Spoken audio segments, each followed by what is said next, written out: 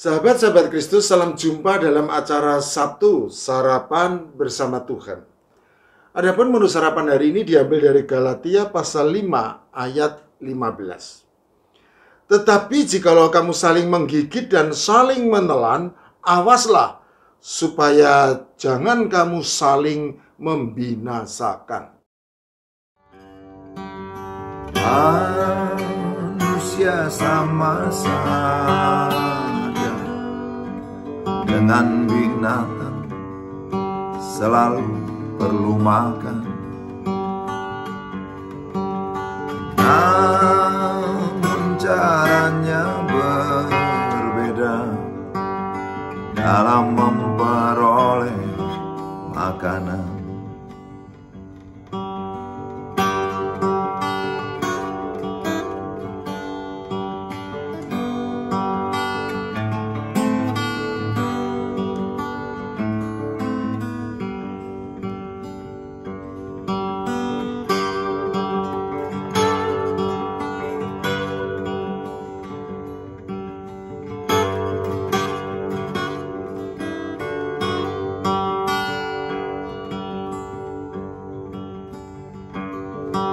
Binatang tak mempunyai akal dan pikiran, segala cara halalkan demi perut kenyang.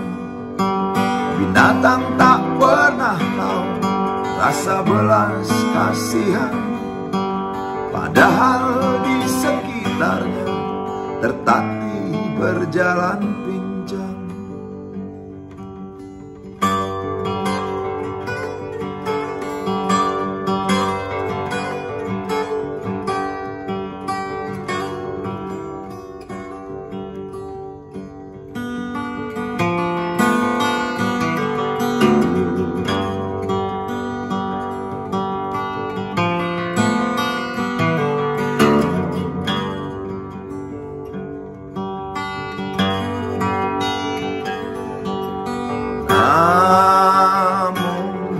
Kadang-kala ada manusia seperti binatang, kok bisa ya?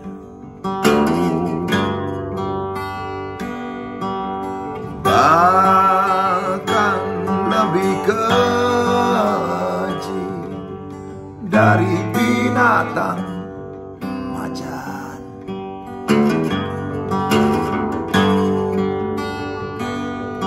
Tampak kiri kanan alasan untuk makan, padahal semua tahu dia serba kecukupan. Intip kiri kanan lalu curi jatah orang, peduli sahabat kental, kurus kering kelaparan.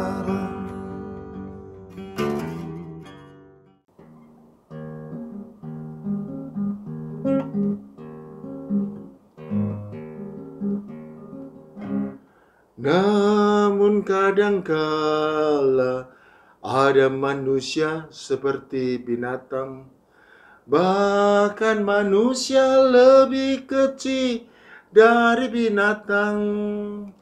Begitulah senandung Iwan Fals dalam sebuah tembang berjudul Opiniku. Namanya juga opini, tentu sah-sah saja apabila Iwan Fals berpendapat demikian.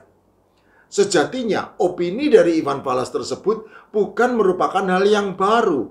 Karena jauh sebelumnya, berabad-abad yang lampau, sudah ada pemikiran dari Plautus dalam karya tulisnya yang berjudul Asinaria tahun 195 sebelum Masehi, yang dirumuskan dalam bahasa Latin Homo homini lupus, atau manusia adalah serigala bagi sesamanya. Homo homini lupus dalam perkembangannya menjadi bahan diskusi yang populer tentang kekejaman manusia atas sesamanya, yang kadangkala bahkan lebih keji dari binatang. Oleh karena itu, sebagai tandingan terhadap istilah tersebut, maka kemudian Seneca mengenalkan istilah dalam bahasa Latin Homo homini socius atau manusia adalah teman bagi sesamanya. Kedua istilah dalam bahasa Latin tersebut, baik homo homini lupus maupun homo homini socius, tercantum dalam karya tulis Thomas Hobbes yang berjudul De Cive tahun 1642. Merespon kedua istilah yang sangat terkenal tersebut, maka Thomas Hobbes tanpa ragu menyatakan bahwa memang benar manusia adalah makhluk ciptaan Tuhan yang baik dan bisa menjadi teman bagi sesamanya. Tetapi tidak dapat dipungkiri bahwa kadangkala manusia juga bisa menjadi makhluk yang sangat kejam seperti serigala. Sahabat-sahabat Kristus, Paulus mengingatkan jemaat Galatia bahwa sejatinya Tuhan Yesus Kristus sudah memerdekakan mereka dari perbudakan dosa. Oleh karena itu, jangan mau lagi dikenakan kuk perhambaan. Galatia pasal 5 ayat 1. Selanjutnya, Paulus juga mengingatkan bahwa kemerdekaan tersebut tidak boleh dipakai sebagai suatu kesempatan untuk kehidupan dalam dosa, melainkan untuk hidup saling melayani seorang akan yang lain oleh kasih, sesuai dengan kebenaran firman Tuhan. Kasihilah sesamamu manusia seperti dirimu sendiri. Galatia pasal 5 ayat 13 dan 14. Ya, hidup dalam kasih dan hidup saling melayani seorang akan yang lain oleh kasih adalah suatu kehidupan yang diinginkan oleh Allah untuk dilakukan oleh seluruh umatnya. Tetapi apabila yang terjadi justru sebaliknya, maka tanpa ragu Paulus juga mengingatkan bahwa jikalau di antara umat Allah sudah saling menggigit dan saling menelan, maka waspadalah supaya jangan saling membinasakan.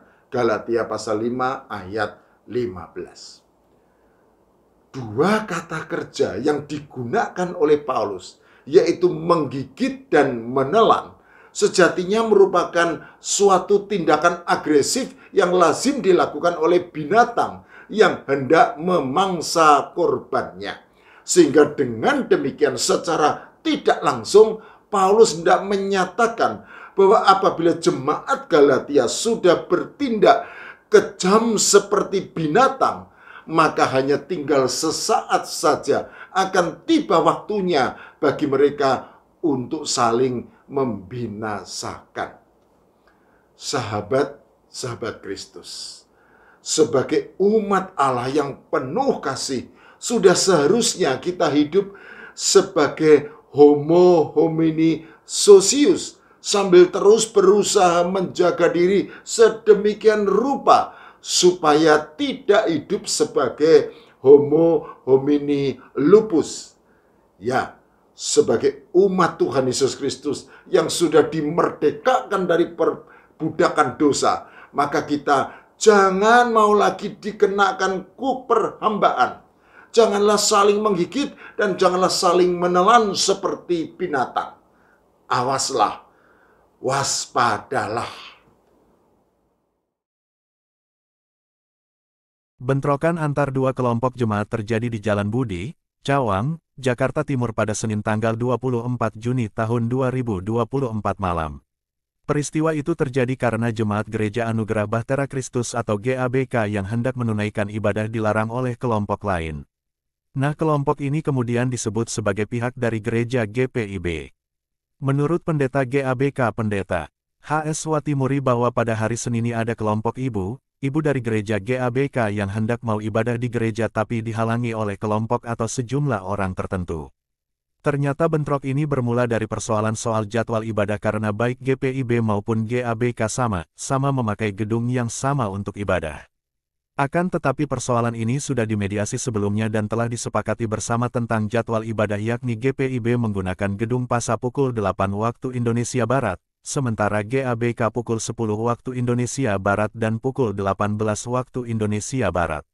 Namun, usai kesepakatan bersama itu, Pendeta Watimuri menyebutkan bahwa tiba-tiba GPIB memasang plang pengumuman jadwal penggunaan gereja. Hal tersebut direspons jemaat GABK dengan juga memasang pelang jadwal penggunaan gereja. Tak hanya itu, setelah warga dan jemaat GABK memasang pelang, jemaat GPIB justru menduduki tempat ibadah tersebut dengan cara membawa kasur ke dalam gereja. Hal tersebut membuat banyak orang luar yang ikut menduduki gereja tersebut. Jadi bentrokan terjadi selain karena pelarangan ibadah juga lantaran warga kesal karena banyak orang luar yang menduduki gereja, kata Pendeta Watimuri. Jadi pagi tadi antara dua kubu jemaat rumah ibadat di Cibinong, Kabupaten Bogor, Jawa Barat, polisi menangkap 2 orang karena diduga menjadi provokator dan membawa senjata tajam. Bentrokan terjadi saat sekelompok orang mencoba masuk melalui gerbang Gereja Huria Kristen Batak Protestan atau HKBP di Cibinong, Kabupaten Bogor, Jawa Barat. Mereka mengaku sebagai pendukung salah satu pendeta. Pasukan polisi dan TNI berupaya menengahi untuk meredakan konfrontasi antara kedua kubu jemaat gereja. Setelah upaya mediasi menemui jalan buntu, petugas pun masuk memisahkan konfrontasi yang semakin panas.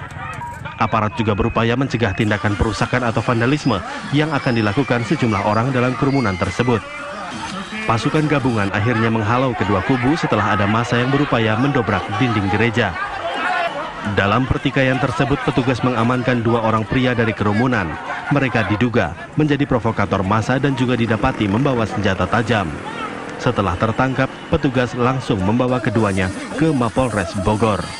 Menurut sejumlah saksi, konfrontasi bersumber dari konflik internal pada kepengurusan rumah ibadah.